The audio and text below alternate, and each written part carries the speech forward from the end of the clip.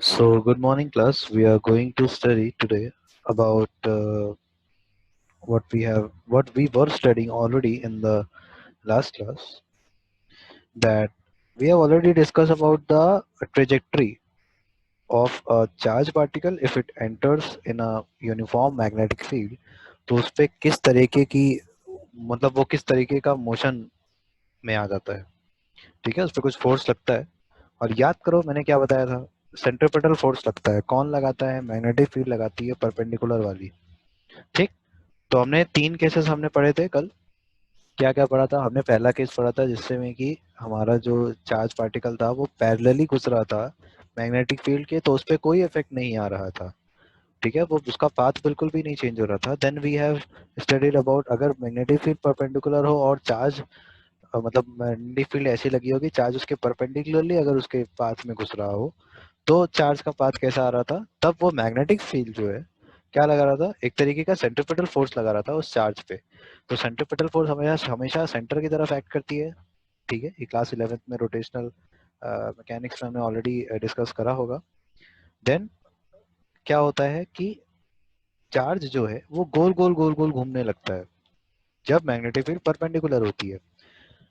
तीसरा केस हमने पढ़ा था, अगर चार्ज इस तरीके से घुस रहा है कि जो उसका वेलोसिटी वेक्टर है वो कितना एक थीटा एंगल बना रहा है मैग्नेटिक फील्ड के साथ, तब क्या होगा उस चार्ज पे? तब हम देख रहे थे उस चार्ज का पाथ जो है ना, तो वो हेलिकल टाइप का आ रहा था। हेलिकल पाथ जिसको नहीं पता है वो स्प्रिंग जैसा होता है वैसा टाइप का पाथ समझ लो, ठीक है। स्प्रिंग। तो हेलिकल पाथ आ रहा था। हेलिकल पाथ किस वजह से आ रहा था? जैसा कि हमने कल ऑलरेडी डिस्कस किया था डायग्राम में कि हमारा जो वेलोसिटी वेक्टर था वो थीटा एंगल बना रहा था। तो वेलोसिटी वेक्टर के अगर हम रेक्टेंगुलर कंपोनेंट्स की बात करें तो एक कंपोनेंट हमारा हॉरिजॉन्टल कंपोनेंट मिलता है और एक कंपोनेंट हमारा वर्टिकल कंपोनेंट मिलता है। तो जो हमारा हॉरिजॉन्टल कंपोनेंट मिल रहा था तो उसको हम v पैरेलल कंपोनेंट से भी डिनोट कर रहे थे, और जो हमारा वर्टिकल कंपोनेंट था उसको हम v परपेंडिकुलर कंपोनेंट से भी डिनोट कर रहे थे। नाउ जैसा कि हमने ऑलरेडी 11th में ये सारी चीजें वेक्टर्स में डिस्कस करी हैं, तो जो आपका v कॉस थीटा होता है वो किधर की तरफ रहता है? वो पैरेलल कंपोनेंट हो जाए, क्योंकि एंगल हमारा किससे बन रहा है? मैग्नेटिक फील्ड के साथ बन रहा था। तो मैग्नेटिक फील्ड की डायरेक्शन में जो हमारा हॉरिजॉन्टल कंपोनेंट आएगा उसको क्या नाम देंगे? V cos theta. Okay.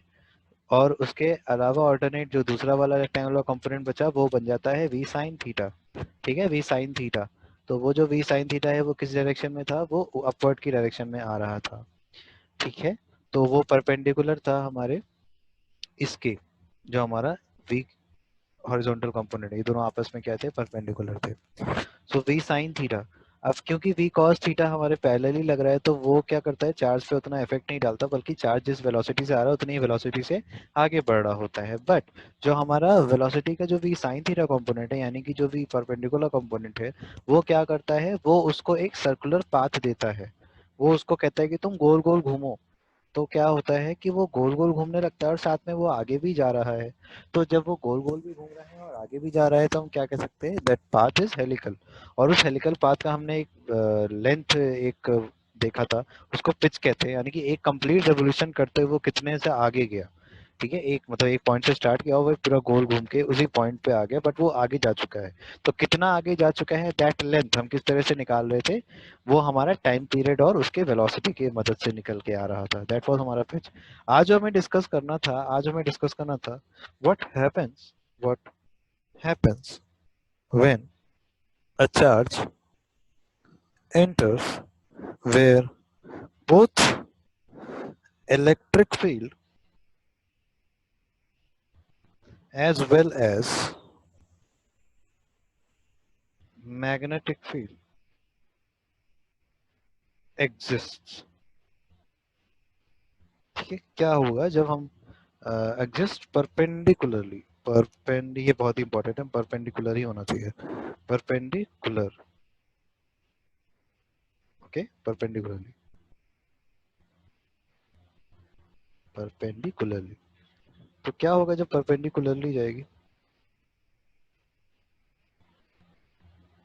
Cool.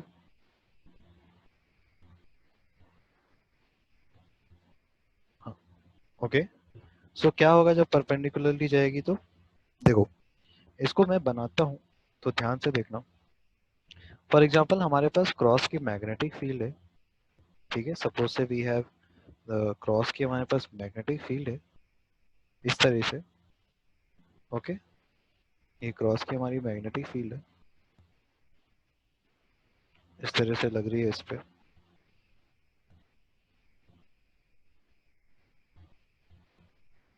Cross की मैग्नेटिक फील्ड यानी कि पेपर के अंदर बिल्कुल परपेंडिकुलर जा रही है, तो बार बार बताने की जरूरत नहीं होनी चाहिए वाली, ओके।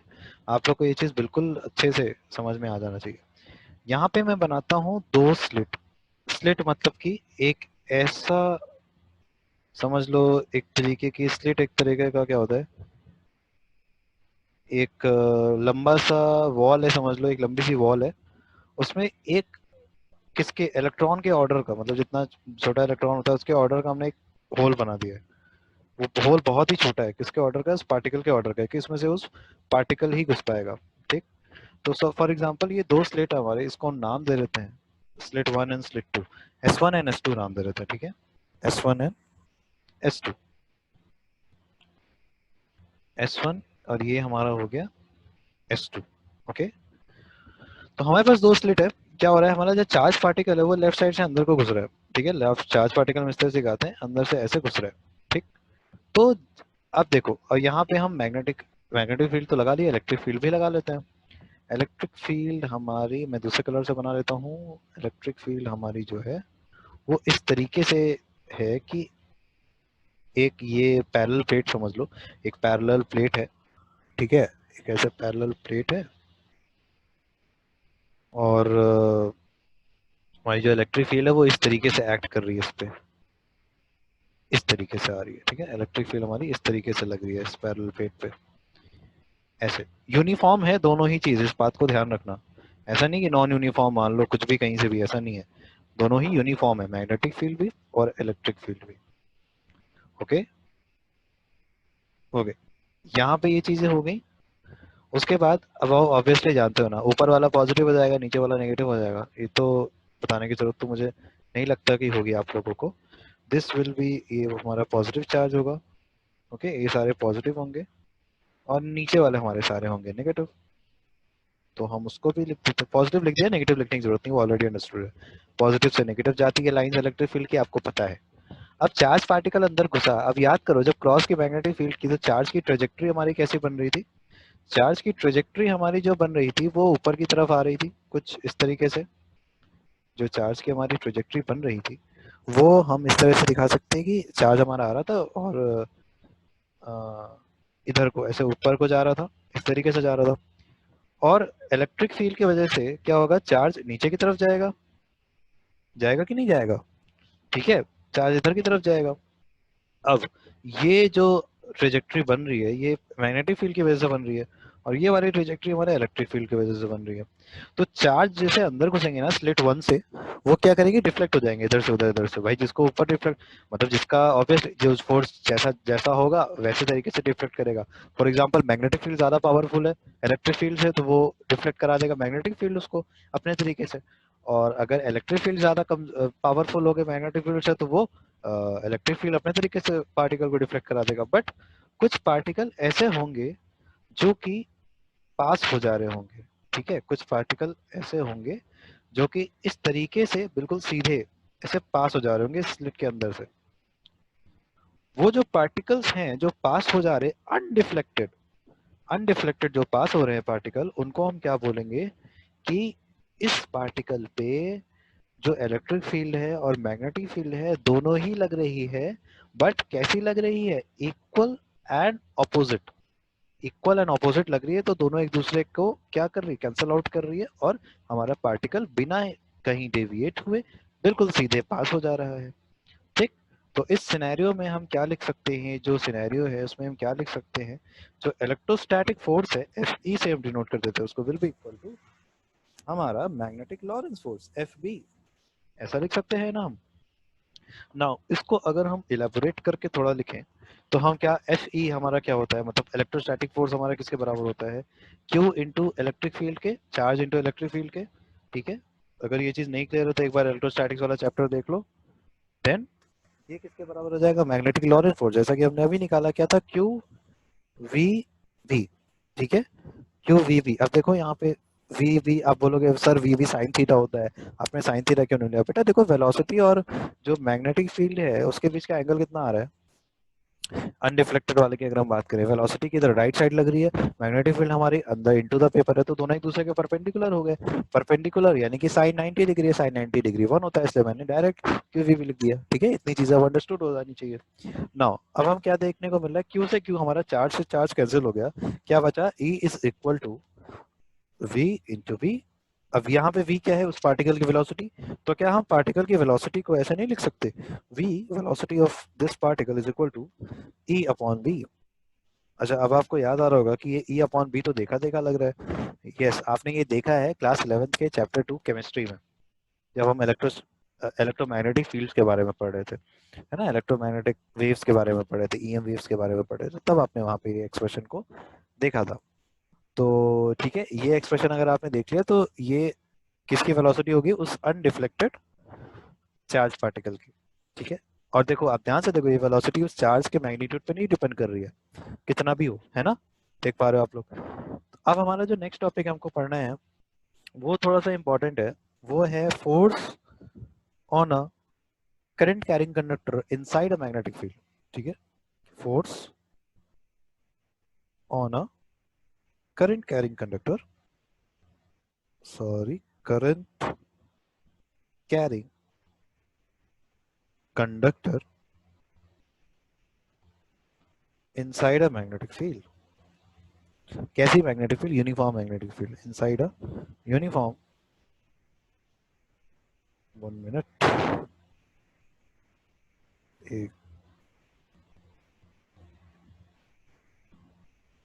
इनसाइड अ, एक सेकेंड इसको थोड़ा सा, inside a uniform magnetic field,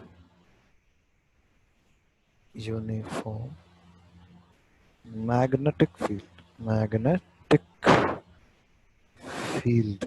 okay, तो आई थिंक ये बात क्लियर हो गई होगी। अब जो है, अब जो हमें करना है बेटा, इसको पढ़ने के लिए हमें एक कहानी समझनी होगी, मतलब एक डेरिवेशन, ऑब्वियसली इसमें भी एक डेरिवेशन होगा। तो उसको समझने के लिए ये समझो कि एक, फॉर एग्जांपल आपके पास है एक, दो रेल्स हैं। ठीक है, मैं दो रेल्स बना रहा हूँ, रेल्स उसमें की कुछ चीज स्लाइड कर सकती है, तो इस तरीके से बनी है वो। फॉर एग्जांपल ये दो रेल्स ऐसे बनी हुई है। ठीक है, ये दो रेल्स ऐसे बनी हुई है।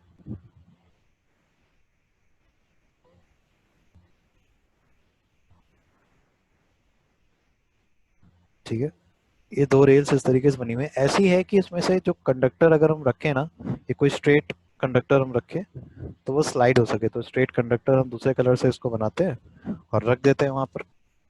ठीक है, इसको हमने यहाँ पे ऐसे रख दिया, एक स्ट्रेट कंडक्टर को दोनों से चिपका करके रख दिया। ये दो रेल्स जो हैं वो कंडक्टिंग है, ये बात ध्यान रखना, ये जो दो रेल्स हैं वो कंडक्टिंग है। और इसको हम सर्किट इसका कंप्लीट कर देते हैं। सर्किट हम उसको ब्लैक से ही करते हैं, तो इसका हम सर्किट इस तरीके से कंप्लीट कर लेते हैं। ये जो है रेल्स वगैरह ये रखी हुई है एक यूनिफॉर्म मैग्नेटिक फील्ड में, जो कि क्रॉस की है, हम क्रॉस ही लेके चलेंगे, एक ही तरीके से लेके चलते हैं ना, तो हमें पढ़ने में आसानी रहती है। तो क्रॉस की मैग्नेटिक फील्ड ऐसे लगी है इसके अंदर, ये क्रॉस की मैग्नेटिक फील्ड में रखा हुआ है। ठीक है, क्रॉस की मैग्नेटिक फील्ड है, उसको आप इस तरीके से बना सकते हैं। आप लोग इस चीज को नोट करते चलना, ठीक है, सिर्फ स्क्रीनशॉट ले लेके मत रखना, इसको नोट करते चलना, तो नोट करते चलोगे और साथ में बोलते चलो अगर कुछ पूछा जा रहा है तो। ओके, तो अब बताओ, सब लोग बोलो कि डायरेक्शन किधर को होगी, किसकी? अभी अब आप बोलोगे सर किसकी डायरेक्शन, ऑब्वियसली मैग्नेटिक फील्ड की डायरेक्शन में पूछ रहा हूँ ना। क्रॉस की मैग्नेटिक फील्ड क्या होता है? क्रॉस की मैग्नेटिक फील्ड का मतलब बिल्कुल पेपर के अंदर परपेंडिकुलरली सीधा जा रही है। ठीक है, और डॉट का मतलब आपकी तरफ आ रही है, हम क्रॉस नहीं यानी कि अंदर जा रही है। अब यहाँ पे मैं बैटरी लगाते हैं, बैटरी कैसे लगाएंगे? बैटरी हम लगाएंगे इस तरीके से, ये हमारा पॉजिटिव टर्मिनल एंड एक हमारा ये हो गया नेगेटिव टर्मिनल। हमने ये बैटरी लगा लिया। अब आप लोग को पता है बैटरी का पॉजिटिव और नेगेटिव टर्मिनल कौन सा होता है? ठीक, उसको तो मुझे बताने की जरूरत नहीं है। अगर वो भी बताना पड़ गया यानी कि आप लोग को पिछला भी कॉन्सेप्ट क्लियर नहीं है, आप लोग को वो भी चीज क्लियर करना ही होगा। मैं लिख देता हूँ यहाँ पे, this is the positive terminal, और ऑब्वियसली जो बचा वो नेगेटिव टर्मिनल हो जाएगा। तब आप खुद कॉमन सेंस से बताओ कि करंट की डायरेक्शन किधर को हो जाएगी हमारी? ऑब्वियसली करंट हमारा इधर को जाएगा, पहले ऐसे जाएगा, फिर यहाँ पे इस तरह से होगा, और यहाँ पे करंट हमारी ऐसी होगी, और ये इस तरह से एक क्लॉकवाइज डायरेक्शन करंट हमारा ट्रैवल कर रहा है इस कंडक्टर के अंदर में। ठीक, ये कंडक्टर आगे पीछे स्लाइड हो सकता है, इस चीज का ध्यान रखना। ये जो ब्लू वाला कंडक्टर रखा हुआ है ना यहाँ पे, इस पे एक फोर्स लगेगा। अब बताओ फोर्स किस डायरेक्शन में लगेगा? ये फोर्स जानते हो किस डायरेक्शन में लगेगा? बहुत ही सिंपल, आपके पास एक रूल है जिससे कि आप बता सकते हो कि करंट किधर को जाएगा।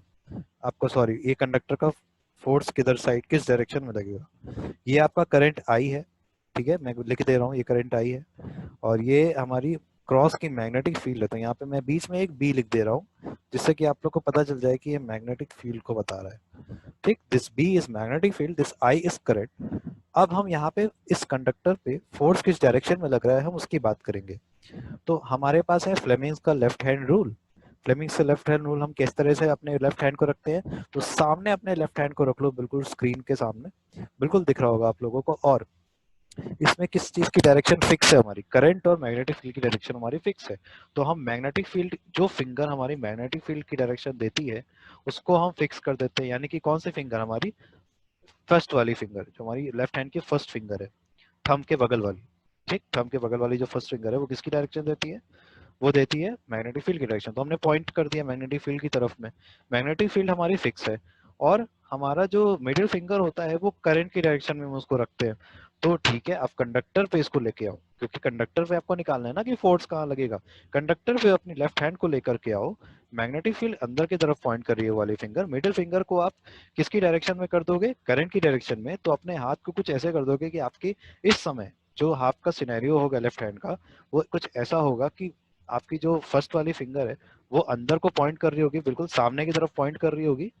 और आप अगर अपने मिडिल फिंगर ले रहे हो तो आपके मिडिल फिंगर नीचे को पॉइंट कर रही होगी, और आपकी थंब उस समय पे जब आप अपना थंब को सीधा रखोगे ना, तो आपका थंब की किसकी डायरेक्शन दे रहा होगा? थंब आपको फोर्स की डायरेक्शन दे रहा होगा। तो फोर्स की डायरेक्शन निकल के आ रही है राइट साइड को। तो हमारा कंडक्टर किधर को स्लाइड करेगा? हमारा conductor will slide to right side. तो मैं उसको रेड कलर से बनाता हूँ, हमारा जो कंडक्टर है वो राइट साइड में स्लाइड करेगा। तो फोर्स की डायरेक्शन ये है, और मैं यहाँ पे रेड को फोर्स लिख दे रहा हूँ, यहाँ पे मैं एफ लिख दे रहा हूँ, जिसका मतलब होता है मैग्नेटिक फोर्स इस पे इस डायरेक्शन पे लग रही है। अब आपको पता है एफ बी आई, सिंपल सी बात समझो। अगर हम इस कंडक्टर पे लॉरेंस फोर्स लगाने की कोशिश करें, अगर इस कंडक्टर पे हम लॉरेंस फोर्स लगाने की कोशिश करते हैं, तो मैग्नेटिक लॉरेंस फोर्स का मैग्नीट्यूड किसका बराबर हमने पढ़ा था? Q v B sine theta. हमने ये तो पढ़ा था, q v B sine theta.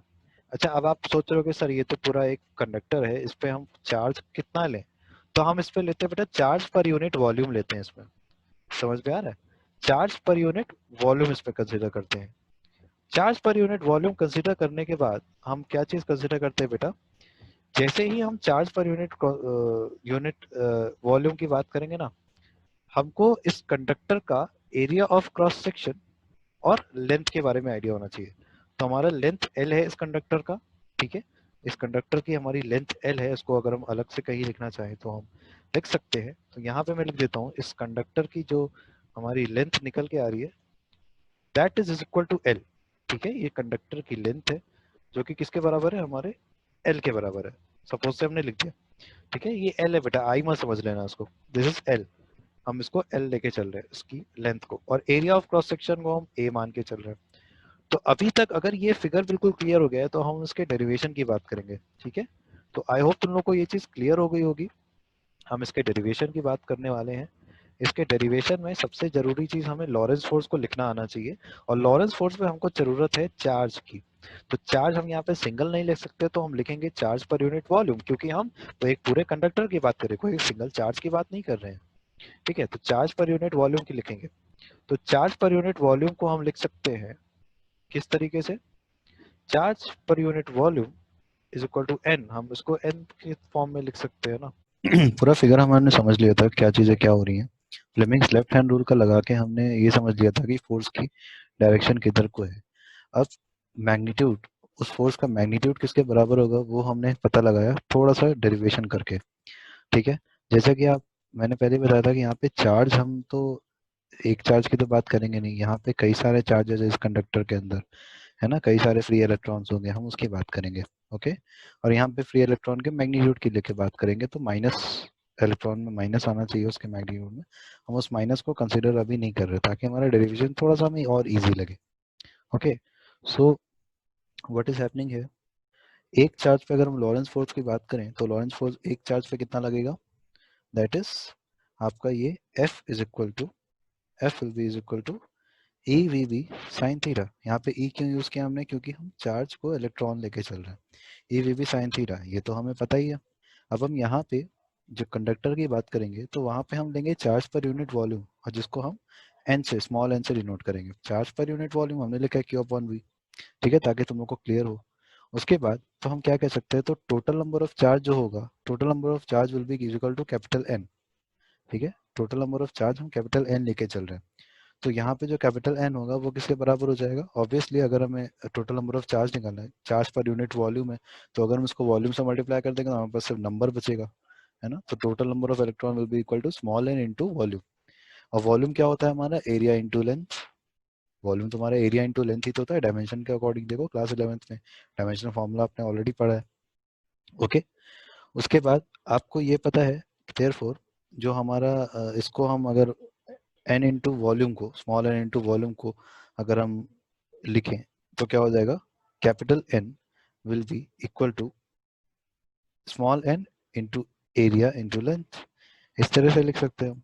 सो अगर हम टोटल फोर्स की बात करें उस कंडक्टर पे, तो टोटल फोर्स यानी कि उस कंडक्टर पे जितने भी इलेक्ट्रॉन्स होंगे, उस पे जितने भी फोर्स लग रहा होगा, उसका जो टोटल अमाउंट होगा वो किसके बराबर होगा, capital N into small f. Small f already हमने क्या निकाल रखा था यहाँ पे, ये हमारा स्मॉल एफ है। Is it clear. उसके बाद so the total force will be equal to, अब हम इसको थोड़ा सा एक्सप्रेशन में इलेबोरेट करेंगे। इस कैपिटल एन की जगह हम लिख सकते हैं small n into capital A into capital L multiply by small f का जो हमने एक्सप्रेशन अभी निकाला e v B sine theta, वो हमने लिख लिया। ओके, इतनी बातें हमें क्लियर होगी। अब यहाँ से हम निकालेंगे क्या क्या, यहाँ से हमें थोड़ा सा प्री रिक्विजिट नॉलेज की तरफ जाना होगा, जाकि जो हम पहले पढ़ चुके हैं करंट इलेक्ट्रिसिटी में, आपने पढ़ा है ड्रिफ्ट वेलोसिटी के बारे में। यहाँ पे जो वेलोसिटी ऑफ इलेक्ट्रॉन की हम बार बार बात कर रहे हैं, क्या ये ड्रिफ्ट वेलोसिटी नहीं है, वहां पे जो ड्रिफ्ट वेलोसिटी हम पढ़े तो वो यही थी, ठीक है। तो यहाँ पे हम इस वेलोसिटी को ड्रिफ्ट वेलोसिटी से रिप्लेस करेंगे। And we also know that कि जो हमारी ड्रिफ्ट वेलोसिटी और करंट में रिलेशन क्या था, I is equal to n e A v d, ठीक है। एन नंबर ऑफ आपका वहां पे इलेक्ट्रॉन्स की बात हो रही थी, नंबर ऑफ चार्ज की बात हो रही थी, एन फिर e into A area of cross section into v d, that is drift velocity. तो ये एक्सप्रेशन हमें पता है, तो हम इस एक्सप्रेशन का यूज करके अपने जो हमने अभी ऊपर एक्सप्रेशन निकाला है उसको हम कैसे मॉडिफाई कर सकते हैं। तो हमारा जो टोटल फोर्स हो जाएगा, total force capital F will be equal to capital N e A v d length B sine theta, ये हमारा टोटल बड़ा सा एक्सप्रेशन आ जाएगा। अब हम इस n e A v d को हम क्या चेंज नहीं कर सकते, हम ये जो n e A v d है हमारा, इसको हम चेंज कर सकते हैं, दिस वन। इस n e A v d को हमने किस में चेंज कर दिया, हमने करंट में चेंज कर दिया। कहाँ से पता चला हमें, करंट इलेक्ट्रिसिटी में हमने इसका डेरिवेशन को पढ़ा था। ओके, अब हमारे पास एक्सप्रेशन क्या बन गया, current I L B sine theta. अब आपको पता है कि साइन थीटा को अगर हम कन्वर्ट करना चाहें वेक्टर फॉर्म में तो क्या आता है, क्रॉस आता है। ये क्लास 11th की बात थी। डॉट रहता तो हम कॉस थीटा लाते, है ना, डॉट के लिए कॉस थीटा यूज करते हैं, क्रॉस के लिए साइन थीटा। यहाँ पे साइन थीटा लगा है। अब हम इसको जब कन्वर्ट करना चाहेंगे तो लेंथ और जो हमारा ये है मैग्नेटिक फील्ड, उसके बीच में आ जाएगा क्रॉस। ओके, तो ये हमारा या तो आई एल क्रॉस बी हम याद रखते हैं, या फिर B I L sine theta. तो याद रखने के लिए बिल साइन थीटा से हम याद रखते हैं इसको, ठीक है, वो इजी हो जाता है, BIL sine theta. Expression becomes BIL sine theta, B I L sine theta. यहाँ से हमें एक्सप्रेशन को याद रखना भी आसान हो जाता है और हमारे लिए न्यूमेरिकल सॉल्व करना भी आसान हो जाता है, ठीक है। तो ये एक्सप्रेशन किसका है, ये एक्सप्रेशन है फोर्स का जो कि उस कंडक्टर पे लग रहा है। तो हम यहाँ पे लिख देते हैं, ये किसका एक्सप्रेशन हमने निकाला अभी, ये हमने कैपिटल एफ निकाल लिया, जो कि किस पे लग रहा है, एक करंट कैरिंग कंडक्टर पे लग रहा है, जो कि एक यूनिफॉर्म मैग्नेटिक फील्ड में रखा हुआ है। Is it clear.